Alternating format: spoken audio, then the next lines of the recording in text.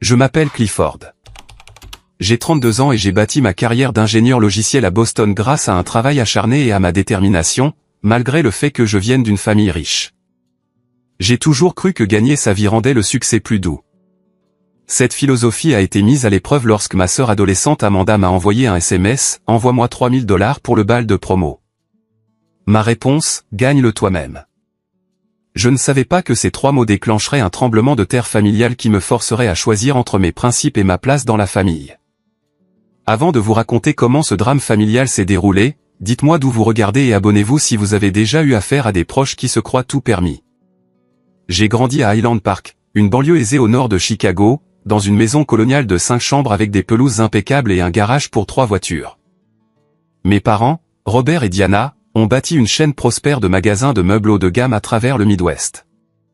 Leur sens des affaires n'avait d'égal que leurs habitudes de dépenses. Voitures de luxe, vêtements de marque et vacances somptueuses étaient la norme dans notre foyer. L'argent n'était jamais abordé comme quelque chose de rare, mais plutôt comme quelque chose qui coulait naturellement lorsque l'on réussissait, comme mes parents. Dès mon plus jeune âge, j'ai remarqué à quel point ma sœur Amanda et moi abordions différemment notre vie privilégiée. Amanda, maintenant âgée de 18 ans, a embrassé ce style de vie de tout son cœur. En tant que Benjamin de la famille, elle était gâtée au-delà de toute raison. Quand elle avait 6 ans, elle voulait des cours de ballet. Alors, mes parents ont embauché une ancienne danseuse étoile du Chicago Ballet pour lui donner des cours privés. Quand elle avait 12 ans, elle a mentionné aimer une certaine pop star, et mon père a réussi d'une manière ou d'une autre à obtenir des passes en coulisses et une rencontre privée. Son 16e anniversaire a été marqué par une fête qui a coûté plus cher que certains mariages, avec une piste de danse temporaire installée dans notre jardin et une performance d'un DJ bien connu. J'étais différent. Même enfant, je me sentais mal à l'aise quand les choses m'étaient simplement données. Je me souviens qu'à 10 ans, je voulais un nouveau vélo. Au lieu de simplement le demander, j'ai négocié avec mon père pour le gagner en faisant des tâches ménagères pendant un mois. La fierté que je ressentais en conduisant ce vélo était incomparable parce que je savais que je l'avais gagné, même à ma manière enfantine. Ce schéma a continué tout au long de mon adolescence. Alors qu'Amanda s'attendait à recevoir et recevait des vêtements de marque sans poser de questions, j'ai trouvé un emploi à 16 ans dans une librairie locale, utilisant mes gains pour acheter mes propres vêtements et économiser pour l'université. Mes parents trouvaient ce comportement déroutant et parfois même insultant. Pourquoi travailles-tu dans ce magasin pour le salaire minimum alors que nous pouvons te donner une allocation 3 fois supérieure? Ma mère me demandait, sincèrement confuse. Parce que ça fait du bien de gagner mon propre argent, je répondais, ce qui entraînait généralement un haussement de sourcils ou un geste de la main dédaigneux. Lorsque vint le moment de l'université, mes parents s'attendaient pleinement à tout payer. Ils avaient mis en place des fonds fiduciaires généreux pour Amanda et moi des années auparavant. Je les ai surpris en postulant à des bourses d'études et en contractant des prêts étudiants modestes pour mes études au MIT. J'ai également travaillé à temps partiel dans le laboratoire informatique du campus pour couvrir mes dépenses personnelles.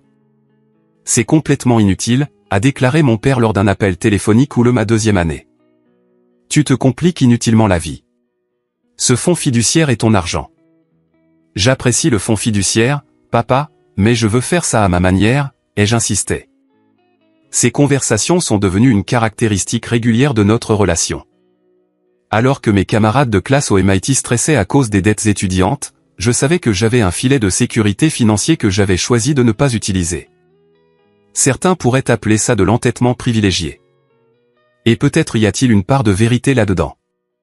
Mais pour moi, il s'agissait d'établir mon identité en dehors de la richesse de ma famille. Après avoir obtenu mon diplôme avec mention en informatique, j'ai reçu plusieurs offres d'emploi de sociétés technologiques prestigieuses. Mes parents s'attendaient à ce que j'accepte le poste le mieux rémunéré dans une grande entreprise à Chicago, ce qui m'aurait permis de rester près de chez moi. Au lieu de cela, j'ai choisi une start-up prometteuse à Boston, suffisamment loin de la sphère d'influence de ma famille pour construire ma propre vie. Le déménagement à Boston a marqué un changement définitif dans la dynamique de notre famille. Bien que je rentre chez moi pour les grandes vacances, je me suis construit une vie modeste mais confortable. J'ai loué un bel appartement d'une chambre à Cambridge, je conduisais une berline pratique de milieu de gamme et je vivais bien en dessous de mes moyens malgré mon généreux salaire dans la technologie. J'épargnais de manière agressive et j'investissais judicieusement, accumulant lentement ma propre richesse par le travail plutôt que par l'héritage. Mes choix de style de vie sont devenus une source constante de friction lors des réunions de famille. Ma mère ne pouvait pas comprendre pourquoi je n'achèterais pas un condo de luxe alors que je pouvais facilement me le permettre avec l'argent de la famille. Mon père pensait que ma Honda fiable était indigne de notre statut. Amanda, observant tout cela, a simplement conclu que j'étais bizarre et inutilement difficile. Nos appels vidéo familiaux hebdomadaires se transformaient de plus en plus en interventions sur ma phase d'indépendance financière, comme il l'appelait. Il considérait ma détermination à tracer ma propre voie comme une sorte de rébellion ou de problème psychologique plutôt qu'un choix de vie légitime. « Quand vas-tu arrêter ça, Clifford ?» Mon père a demandé lors d'un appel particulièrement tendu le dernier Thanksgiving. « Tu agis comme si nous avions fait quelque chose de mal en subvenant à tes besoins. » « Il ne s'agit pas de ce que tu as fait de mal, papa, ai-je essayé d'expliquer. Il s'agit de ce que je dois faire de bien pour moi-même. » Ces conversations ne se sont jamais terminées de manière satisfaisante. Mes parents ne pouvaient pas comprendre pourquoi quelqu'un choisirait de gagner quelque chose alors qu'on pouvait simplement le lui donner. Pendant ce temps, ma relation avec Amanda devenait de plus en plus tendue. Quand elle était plus jeune, nous étions proches. Je lui ai appris à faire du vélo, je l'ai aidée avec ses devoirs et j'étais son confident quand elle avait des problèmes d'amis à l'école. Mais à mesure qu'elle entrait dans l'adolescence, le fossé entre nos valeurs s'est creusé. Elle a adopté l'attitude de se sentir tout permis que mes parents encourageaient, tandis que je m'y opposais. Nos conversations sont devenues superficielles, limitées aux réunions de famille et à des messages textes occasionnels sur la logistique familiale. La dernière fois que je suis rentré à la maison, il y a 3 mois, j'ai remarqué à quel point Amanda traitait maintenant le personnel de maison avec un mépris désinvolte, reconnaissant à peine leur présence lorsqu'ils servaient les repas ou nettoyaient après elle. Quand j'ai suggéré qu'elle remercie notre femme de ménage de longue date Maria d'avoir préparé un dessert spécial qu'elle aimait, Amanda m'a regardé comme si j'avais suggéré qu'elle remercie le lave-vaisselle d'avoir lavé la vaisselle. C'est littéralement son travail, Cliff, a-t-elle dit avec une exaspération adolescente. Remercies-tu ton ordinateur chaque fois qu'il démarre ?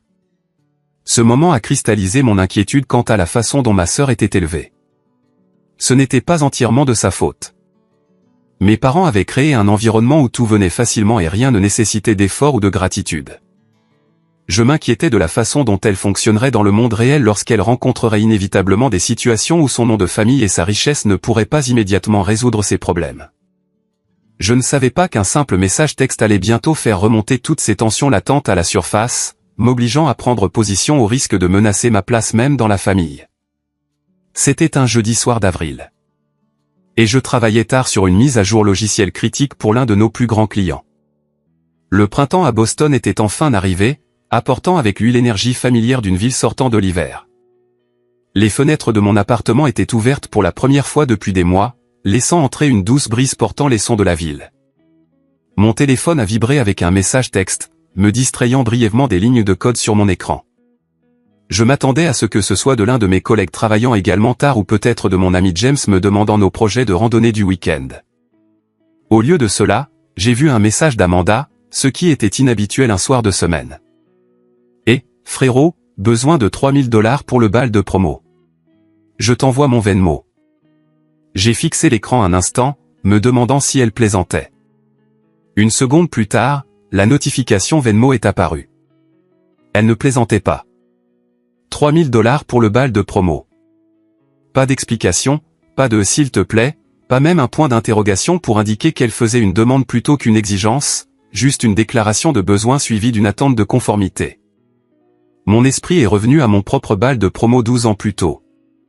J'avais fait des heures supplémentaires à la librairie pour me permettre de louer un smoking simple, partagé avec des amis. L'ensemble de l'expérience m'avait coûté moins de 400 $, et je me souvenais d'être fier d'avoir tout payé avec mes propres revenus. Qu'est-ce qui pourrait coûter 3000 $ pour une danse de lycée? J'ai fait un rapide calcul mental, même la robe de créateur la plus extravagante pourrait coûter 1000 $. Ajoutez-y une coiffure et un maquillage professionnel, des chaussures et des accessoires, et vous pourriez atteindre 1500 $. Même avec une limousine privée et un dîner coûteux, le total devrait être bien inférieur à 3000 $. Quelque chose ne collait pas. J'ai pris une profonde inspiration et j'ai tapé une réponse mesurée. Amanda, c'est beaucoup d'argent. C'est pourquoi exactement? Sa réponse est venue presque instantanément. La robe coûte 1200 $. Les chaussures 400 $. Coiffure et maquillage 350 $. Limousine 500 $. Dîner au Liel 300 $. De plus, j'ai besoin de louer des bijoux et d'avoir un peu d'argent supplémentaire pour la soirée post-bal. J'ai lu sa liste détaillée avec une incrédulité croissante. L'Uciel était l'un des restaurants les plus chers de Chicago, le genre d'endroit où les magnats des affaires concluaient des contrats de plusieurs millions de dollars autour de steaks à 80 $. Et une soirée post-bal était suspectement vague. Maman et papa ne peuvent-ils pas aider avec ça, ai-je demandé. Bien que je connaisse déjà la réponse. Ils paient déjà la moitié, a-t-elle répondu. Je dois couvrir le reste. Ils ont dit que je devrais te demander puisque tu as un vrai travail maintenant. Ça m'a blessé. Mes parents savaient très bien que j'avais travaillé dur pour mon indépendance financière. Qu'ils me suggèrent de simplement donner des milliers de dollars à ma sœur pour un événement d'une nuit au lycée me semblait une tentative délibérée de saper les valeurs que j'essayais d'établir. Amanda, ai-je tapé avec prudence. Quand j'avais ton âge, je travaillais à la librairie pour payer mes propres dépenses de bal de promo. Ça a rendu la nuit plus significative de savoir que je l'avais gagnée. 3 points sont apparus, ont disparu, puis sont réapparus avant que sa réponse n'arrive. Oh mon Dieu, Cliff. Personne ne se soucie de ton histoire de bootstrap. C'est différent. C'est le bal de promo de fin d'année et tout le monde dans mon groupe d'amis se donne à fond. J'ai senti ma mâchoire se serrer. Il ne s'agissait pas de l'argent en soi. Je pouvais me permettre 3000 $. Il s'agissait du principe, des leçons enseignées et apprises. Ma sœur était sur le point d'entrer dans l'âge adulte sans aucune notion de responsabilité financière ni de la relation entre l'effort et la récompense. Et si je t'aidais à trouver un emploi à temps partiel, ai-je suggéré. Tu pourrais gagner l'argent toi-même en quelques semaines. Je serais heureux de t'aider avec ton CV. Sa réponse fut immédiate et cinglante. Tu es sérieux là? Le bal est dans 3 semaines. Je n'ai pas le temps pour un job au salaire minimum. Envoie juste l'argent. La conversation se détériorait rapidement. J'ai décidé d'être direct. Amanda, je pense que 3000 $ est excessif pour le bal et je ne me sens pas à l'aise de simplement envoyer ce genre d'argent sans aucun effort de ta part. Waouh, a-t-elle répondu. Je pensais que tu étais le mec cool de la famille. On dirait que tu es juste radin. Bref. Je me suis penché en arrière de mon ordinateur. Le code sur mon écran était maintenant complètement oublié. Cette interaction résumait tout ce qui m'inquiétait quant au développement de ma sœur. Dans son monde, l'argent apparaissait comme par magie sur demande, et toute résistance était accueillie par des insultes et de la manipulation émotionnelle. Après plusieurs minutes de débat interne, j'ai pris ma décision et envoyé un dernier message. Gagne-le toi-même. Cela aurait plus de sens ainsi. Le silence. Pas de réponse, pas d'émoji en colère, rien. Juste un silence numérique qui semblait en quelque sorte plus fort que n'importe quelle dispute. J'ai posé mon téléphone face contre terre et j'ai essayé de me reconcentrer sur mon travail, bien que ma concentration ait été brisée. Une partie de moi se sentait coupable d'avoir refusé sa demande, me demandant si j'étais inutilement rigide. La plus grande partie, cependant, était certaine d'avoir pris la bonne décision. Quelqu'un devait initier ma sœur au concept que l'argent et les choses qu'il achète ont plus de valeur lorsqu'ils sont gagnés.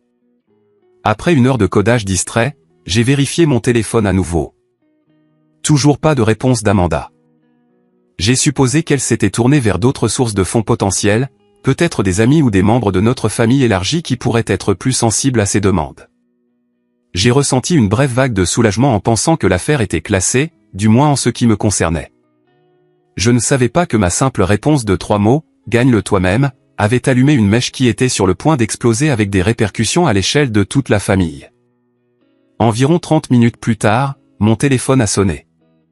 Le visage de ma mère est apparu à l'écran, et immédiatement mon estomac s'est noué. Les appels de ma mère en semaine étaient rares à moins que quelque chose n'aille pas. Compte tenu du moment, je n'avais aucun doute sur le sujet. « Allô, maman ?» ai-je répondu, gardant un ton neutre.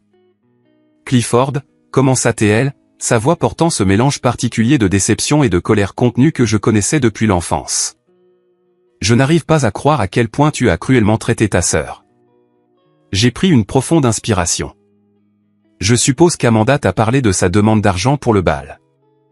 $3000 n'est rien pour toi, continua-t-elle comme si je n'avais pas parlé. Tu gagnes un salaire à 6 chiffres dans cette entreprise technologique, et tu as toujours ton fonds fiduciaire intact. Pourquoi refuserais-tu d'aider ta propre sœur avec quelque chose d'aussi important pour elle? Maman, il ne s'agit pas de savoir si je peux me le permettre, j'ai essayé d'expliquer. Il s'agit de, ton père veut te parler, elle m'a interrompu, et j'ai entendu le bruit du téléphone qui passait.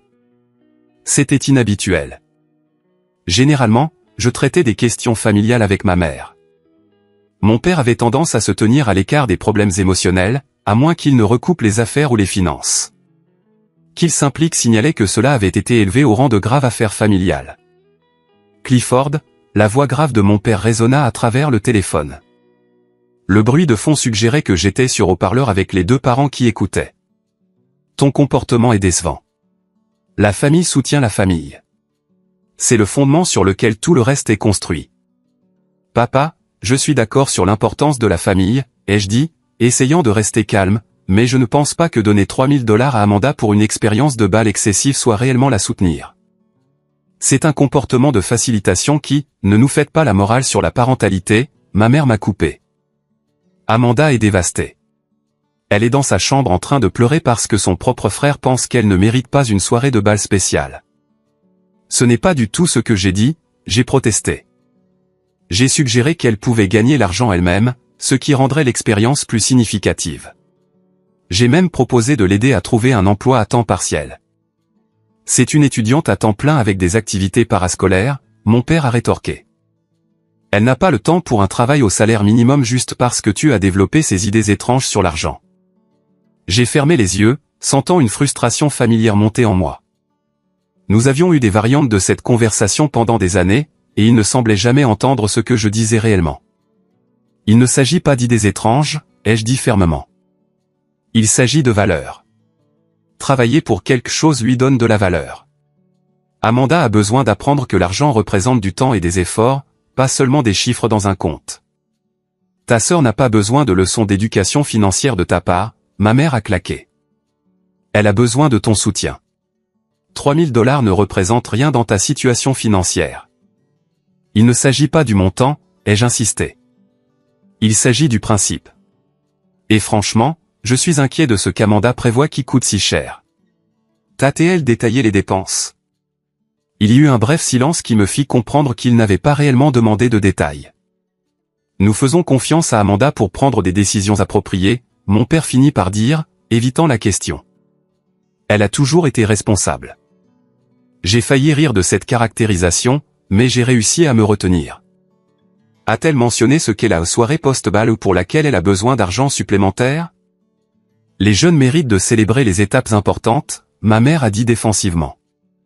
Le bal de promo est une expérience unique dans une vie. La conversation a continué dans ce schéma circulaire pendant plusieurs minutes. Chaque fois que j'essayais d'expliquer ma perspective sur l'enseignement de la responsabilité financière à Amanda et la valeur de gagner des récompenses. Ils ont éludé avec des appels émotionnels ou des rejets de mes préoccupations comme étant non pertinentes ou mal avisées. Finalement, la voix de ma mère a pris un ton que je n'avais jamais entendu auparavant dirigé contre moi. Froid et comme un ultimatum. La famille, c'est se soutenir mutuellement, Clifford. Si tu ne peux pas faire ça, peut-être que tu ne fais pas partie de cette famille. Les mots m'ont frappé comme un coup physique. Ma propre mère venait-elle de suggérer que je ne faisais pas partie de la famille pour $3000 pour un bal de promo? Avant que je ne puisse répondre. Mon père a ajouté, ta mère a raison. La famille Anderson prend soin des siens. Si tu es trop égoïste pour comprendre cela, tu devrais peut-être reconsidérer ta position dans cette famille. L'appel s'est terminé peu après, sans résolution ni réconciliation. Je suis resté assis dans mon appartement, le code partiellement complété toujours lumineux sur mon écran, ayant l'impression d'être entré dans une réalité alternative où le refus de financer une fête extravagante d'adolescente était un motif d'excommunication familiale. 10 minutes plus tard, mon téléphone a vibré avec un message texte. C'était de mon père, envoyé à Amanda et à moi. Clifford, après discussion avec ta mère, nous te donnons jusqu'à minuit pour transférer les $3000 demandés à ta sœur. Le non-respect de cette consigne sera considéré comme ta décision de te retirer de cette famille et de toutes les responsabilités et avantages que cela implique. Ce n'est pas une discussion. J'ai fixé le message avec incrédulité. Étais-je en train d'être renié pour de l'argent de balles de promo? La menace était aussi absurde que douloureuse. Que signifiait réellement te retirer de cette famille en termes pratiques? Arrêterait-il de me parler? Me retirerait-il du testament? Annulerait-il les invitations aux fêtes? Plus important encore, qu'est-ce que céder à cette demande enseignerait à Amanda? Que la manipulation émotionnelle et l'intervention parentale étaient des outils efficaces pour obtenir ce qu'elle voulait, que l'argent pouvait et devait être exigé plutôt que gagné. J'ai posé mon téléphone sans répondre. Cette situation nécessitait une réflexion approfondie, pas une réaction émotionnelle. Quelle que soit ma décision, elle créerait probablement un précédent pour les futures interactions familiales. Si je cédais maintenant, où serait la limite la prochaine fois? Mon travail oublié, je faisais les 100 pas dans mon appartement, essayant de digérer ce qui venait de se passer. Ma famille tenait essentiellement notre relation en otage à cause de mon refus de financer les plans extravagants du bal de promo de ma sœur. La situation semblait à la fois triviale et monumentale. 3000 $ ne valaient objectivement pas l'éloignement familial, mais le principe en jeu me semblait trop important pour être abandonné. Au fur et à mesure que la soirée avançait, je me suis retrouvé incapable de me concentrer sur quoi que ce soit de productif. J'ai commandé des plats à emporter que j'ai à peine touchés. J'ai essayé de me distraire avec la télévision que je ne regardais pas et j'ai vérifié mon téléphone périodiquement, bien qu'aucun nouveau message ne soit arrivé. À 23 h, une heure avant l'échéance arbitraire de mon père, je n'avais toujours pas décidé comment réagir. Une partie de moi voulait transférer l'argent juste pour mettre fin au conflit. Mais une partie plus forte résistait à capituler face à ce qui ressemblait à du chantage émotionnel. Si je cédais maintenant, quelle serait la prochaine exigence? Et quelle leçon Amanda apprendrait-elle sur la façon de traiter les gens et de gérer l'argent? Je suis finalement allé me coucher sans envoyer de réponse ni d'argent, bien que le sommeil m'ait fui alors que je regardais le plafond, rejouant les conversations et me demandant comment un simple gagne-le-toi-même avait pu dégénérer en menace d'excommunication familiale. L'aube a percé à travers les stores de ma chambre après une nuit presque blanche. Tandis que la lumière du matin remplissait progressivement ma pièce, une clarté a commencé à émerger du brouillard émotionnel de la soirée précédente. Ce conflit ne concernait pas vraiment 3000 $ pour le bal de promo. Il s'agissait d'un schéma de dynamique familiale qui se construisait depuis des années, peut-être des décennies. Je me suis redressé dans mon lit et j'ai tendu la main vers mon téléphone, m'attendant à moitié à trouver des messages déclarant mon exclusion officielle de la famille. Au lieu de cela, il n'y avait rien. Pas de SMS, pas d'appel manqué, pas de mail. La date limite était passée sans reconnaissance. Le silence m'a donné de l'espace pour penser plus clairement. Au lieu de réagir émotionnellement, j'ai décidé d'aborder cette situation de manière analytique, comme je le ferais pour un problème de codage complexe. Premièrement, j'avais besoin de plus d'informations. Mon jeune cousin Brian avait toujours été franc avec moi. À 22 ans, il était plus proche de l'âge d'Amanda et connaissait souvent la version non censurée des événements familiaux. Je l'ai appelé, espérant qu'il pourrait m'éclairer. Et, Cliff, a-t-il répondu joyeusement. Quoi de neuf? Il est tôt. Désolé pour l'heure, je me suis excusé. Question rapide. Amanda t'a-t-elle parlé de ses projets pour le bal de promo? Brian est resté silencieux un instant avant de répondre prudemment. Pourquoi tu demandes? J'essaie d'avoir une vue d'ensemble, j'ai expliqué. Elle m'a demandé 3000 $ et j'essaie de comprendre ce qu'elle prépare réellement, Brian. Écoute, je n'essaie pas de créer de drame, mais puisque tu demandes, elle et ses amis ont loué une suite à l'hôtel Lakeshore pour l'après-bal. Ils prévoient une très grosse fête avec de l'alcool et tout. Les 3000 $ incluent sa part de la suite et l'alcool qu'ils achètent par l'intermédiaire d'un étudiant. Mes soupçons confirmés. J'ai remercié Brian pour son honnêteté et j'ai mis fin à l'appel.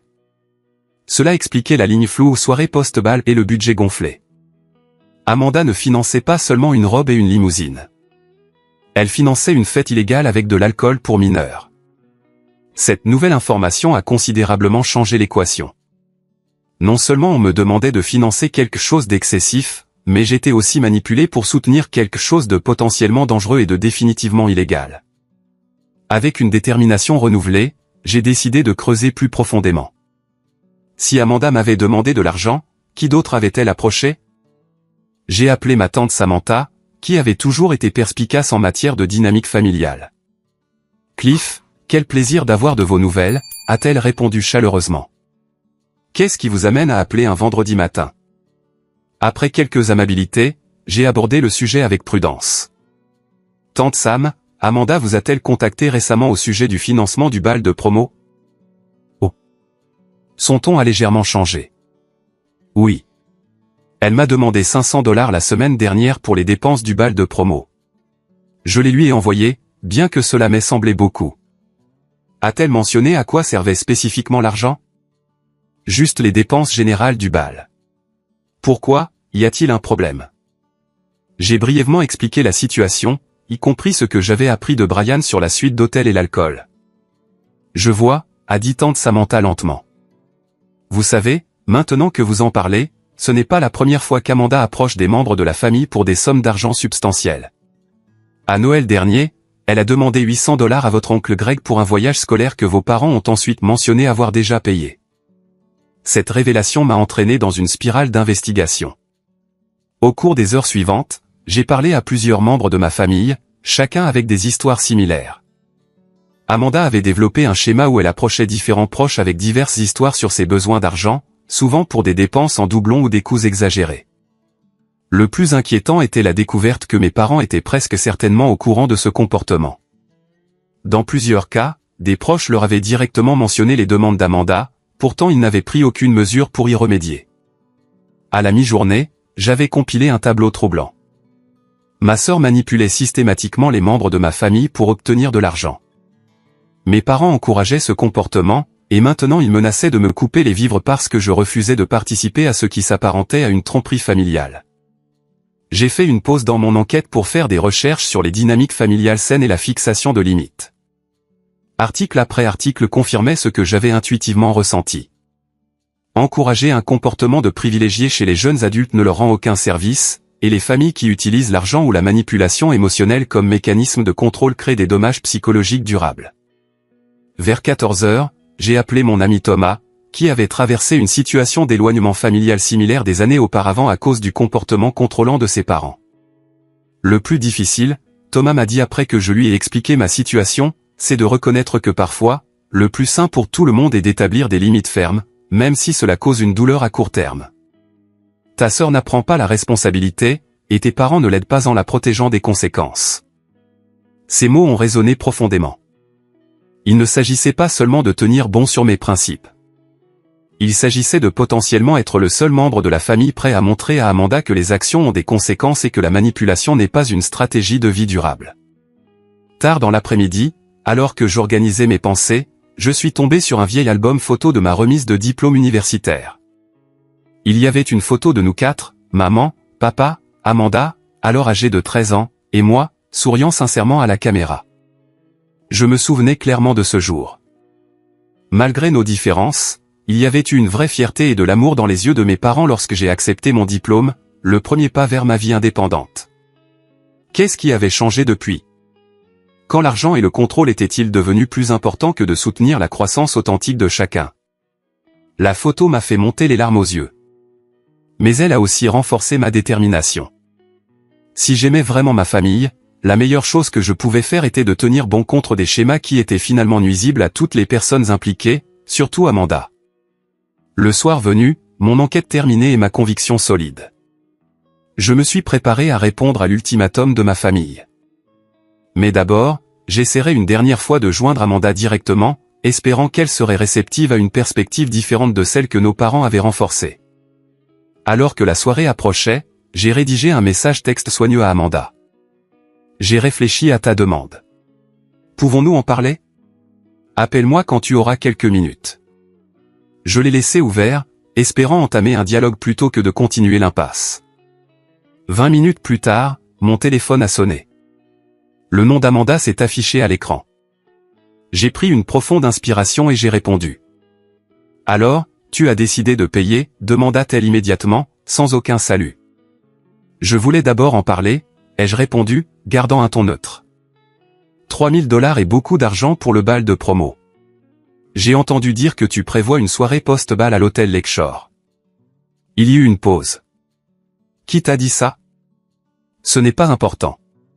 Ce qui est important, C'est que tu n'as pas été honnête sur l'utilisation de l'argent. Ça ne te regarde pas ce que je fais après le bal, a-t-elle dit défensivement.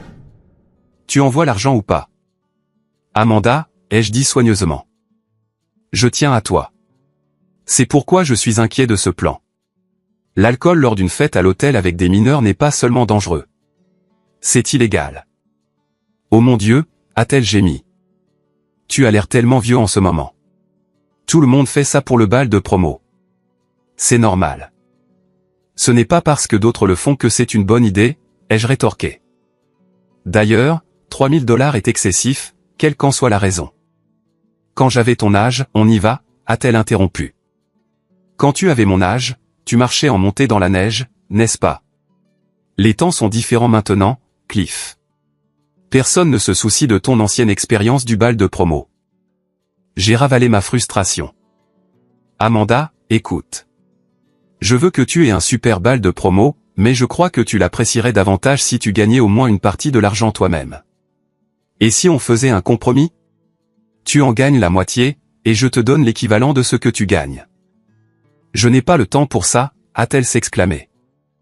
Le bal est dans 3 semaines, et pourquoi devrais-je travailler alors que maman et papa sont prêts à me donner l'argent? Parce qu'apprendre à gagner les choses par soi-même est une compétence de vie importante, ai-je expliqué. L'argent représente du temps et des efforts. Comprendre cette relation est précieux. Garde tes leçons de vie, a-t-elle claqué. Si tu n'envoies pas l'argent, maman et papa vont juste te couper les vivres. C'est ce que tu veux?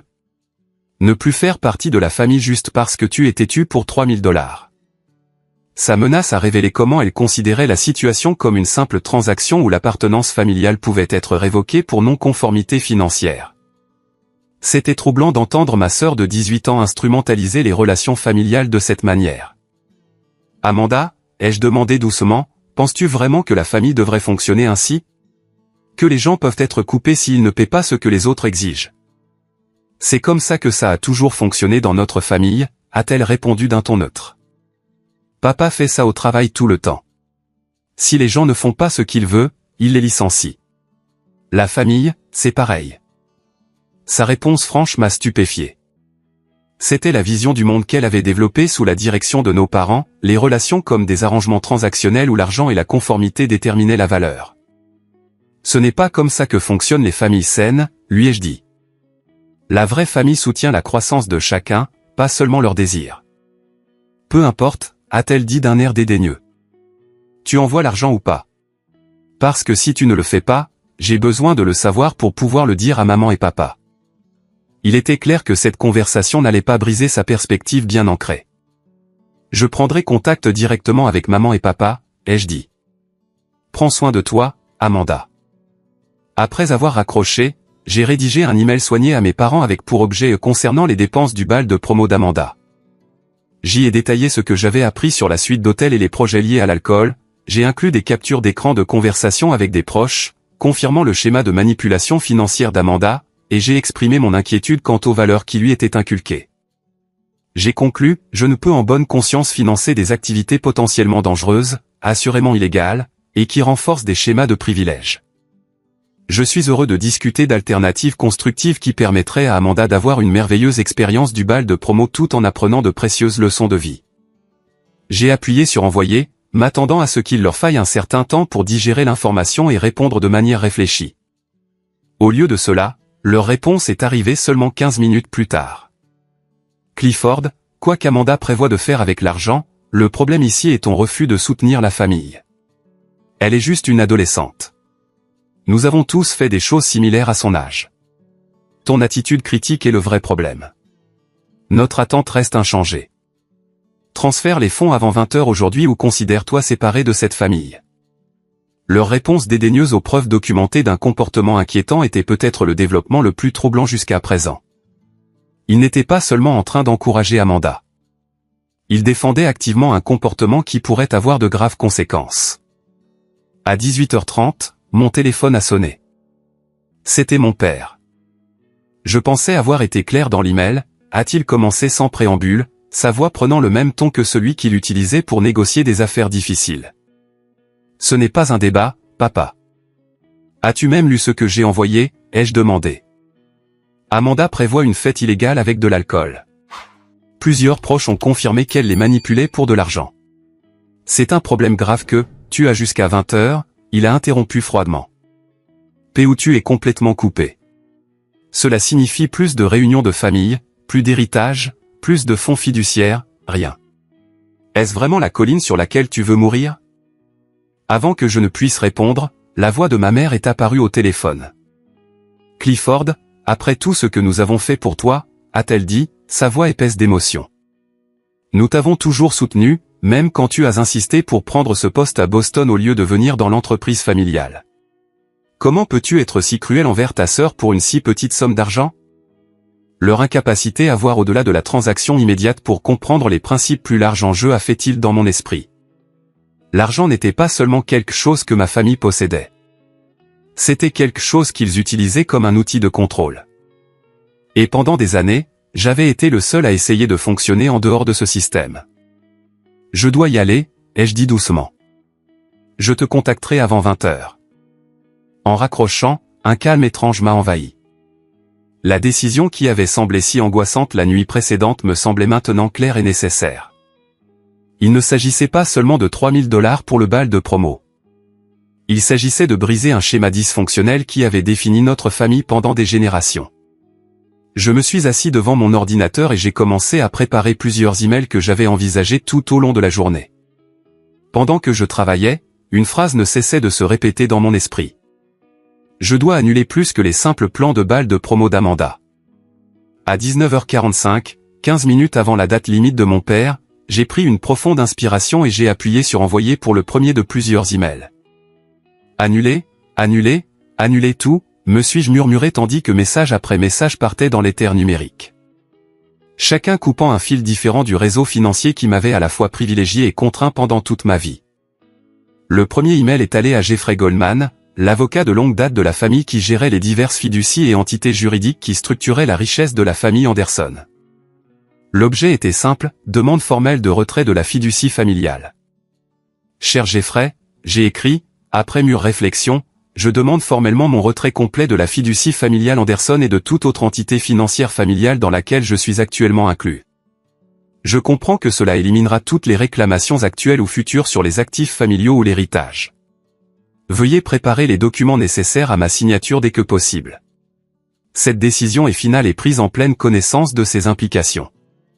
Le deuxième email est allé au comptable de la famille, l'instruisant de me retirer en tant qu'utilisateur autorisé sur tous les comptes de crédit familiaux.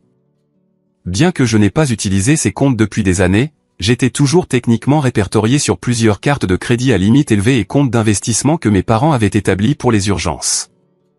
Le troisième email était destiné à l'administrateur des emails de l'entreprise familiale, demandant ma suppression de toutes les listes de diffusion de l'entreprise, des disques partagés et des plateformes de communication.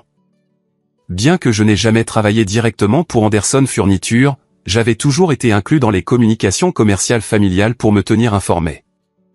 Le quatrième email était le plus difficile.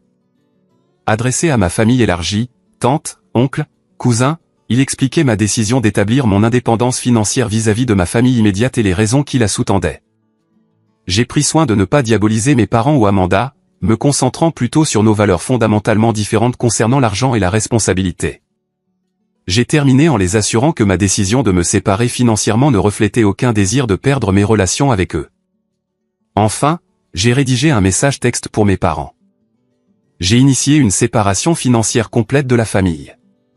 Mon avocat prendra contact concernant le retrait formel de la fiducie. Je choisis le respect de soi plutôt que la manipulation. J'espère qu'un jour nous pourrons reconstruire notre relation sur des bases plus saines. Je vous aime tous.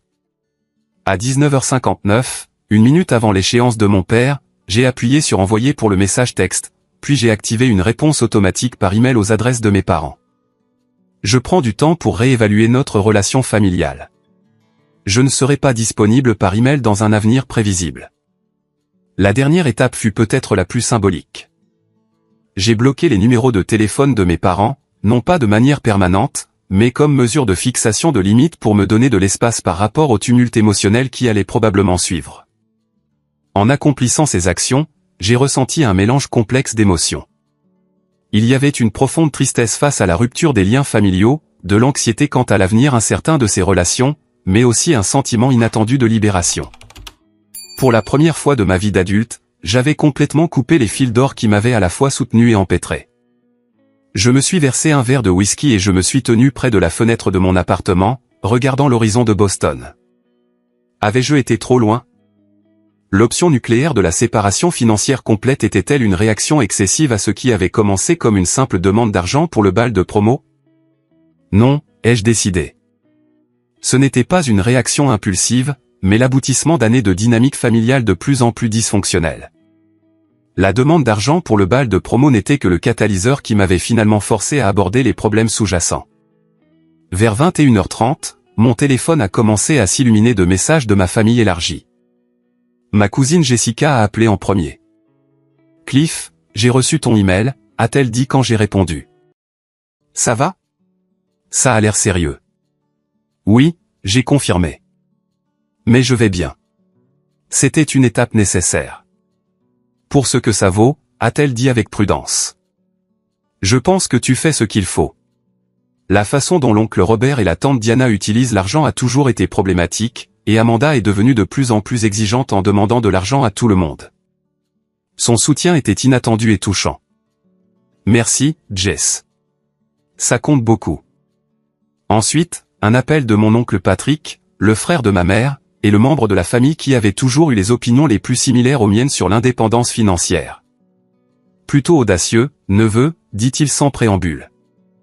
Je ne peux pas dire que je sois entièrement surpris, cependant.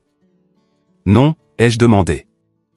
Robert et Diana utilisent l'argent pour contrôler le récit familial depuis des décennies, a-t-il expliqué. Quelqu'un allait forcément rompre les rangs. Je suis fier de toi d'avoir eu le courage de le faire. Ces conversations se sont poursuivies jusque tard dans la soirée. Bien que les réactions aient été mitigées, de nombreux membres de la famille ont exprimé leur compréhension et même leur respect pour ma décision, suggérant que les schémas dysfonctionnels que j'avais identifiés étaient également visibles pour les autres. À minuit, épuisé mais résolu, je suis finalement allé me coucher. Je n'avais aucune idée de la réaction de mes parents et de ma sœur à ma décision, et pour l'instant, cette incertitude était préférable à une autre série de manipulations émotionnelles. Alors que je m'endormais, je me demandais ce que le matin apporterait. Avais-je définitivement endommagé mes relations familiales ou créé une opportunité pour qu'elles évoluent vers quelque chose de plus sain? Seul le temps le dirait. Je me suis réveillé à 7 heures le lendemain matin, plutôt que d'habitude pour un samedi. Les événements de la veille sont immédiatement revenus. J'ai vérifié mon téléphone avec appréhension, m'attendant à moitié à une série de messages en colère qui auraient contourné mes blocages via les téléphones d'autres membres de ma famille ou des adresses e-mail alternatives. À ma grande surprise, il n'y avait rien de ma famille immédiate. Le silence était à la fois un soulagement et étrangement troublant. Après des années de contact constant et le drame intense de la veille, le calme semblait presque contre nature. J'ai fait du café et j'ai essayé de suivre une routine normale du samedi matin, bien que mes pensées ne cessent de revenir à ma famille. Que faisait-il? Était-il en colère, triste, ou peut-être même soulagé? M'avait-il simplement radié comme demandé, ou préparait-il une nouvelle approche pour reprendre le contrôle? À 8h30, je faisais les 100 pas dans mon appartement, à la fois redoutant et espérant une sorte de contact qui indiquerait où en étaient les choses. Puis, à 8h30 précisément, mon téléphone a vibré avec un message texte. Le message venait d'Amanda. Malgré tout, voir son nom sur mon écran m'a procuré une vague de soulagement. Quoi qu'il arrive avec nos parents, je ne voulais pas perdre complètement ma relation avec ma petite sœur. Cliff, j'ai vraiment tout gâché. On peut parler?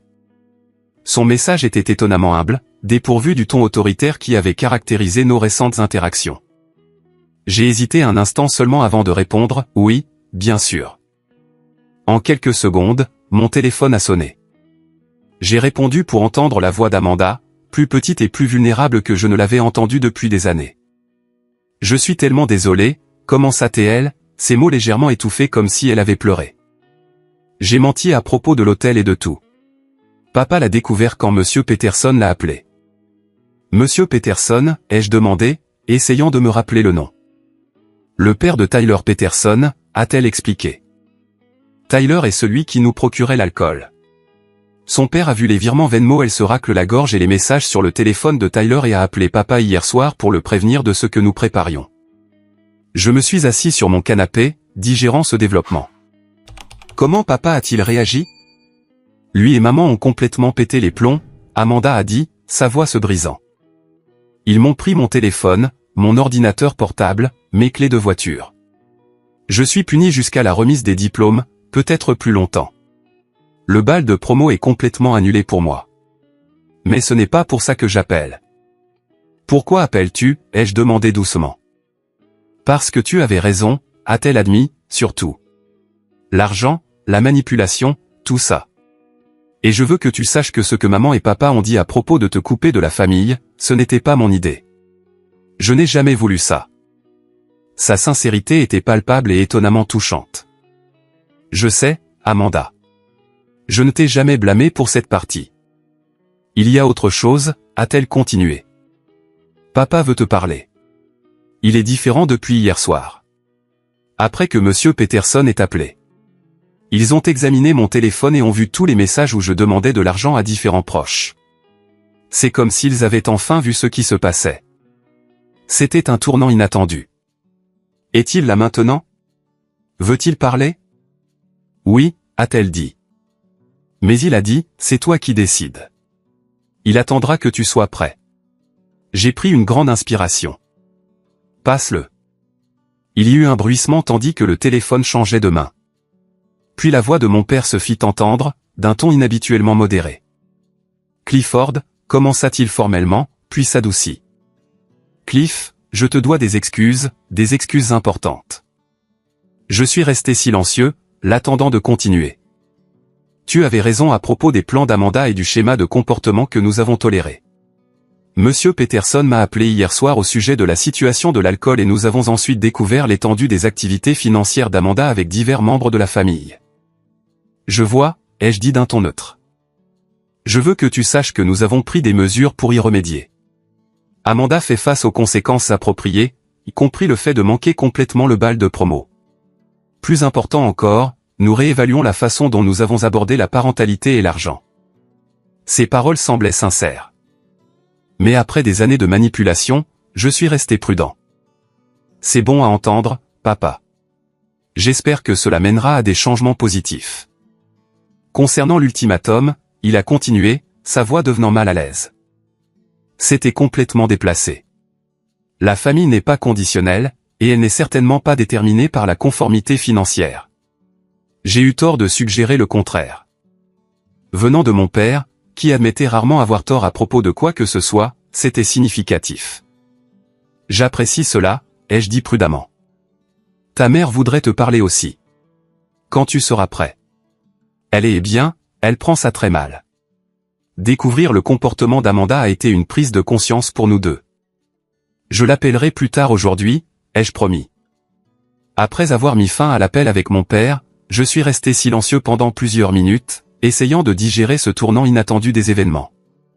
La confrontation que j'avais redoutée s'était en quelque sorte transformée en le début d'une potentielle réconciliation. Plus tard ce matin-là, ma mère a appelé. Contrairement à l'approche mesurée de mon père, elle était ouvertement émotionnelle. Clifford, dit-elle à travers ses larmes. Je n'arrive pas à croire à quel point nous avons été aveugles. Non seulement au sujet du comportement d'Amanda, mais aussi de la façon dont nous avons utilisé l'argent dans la famille. Ton email à la famille élargie.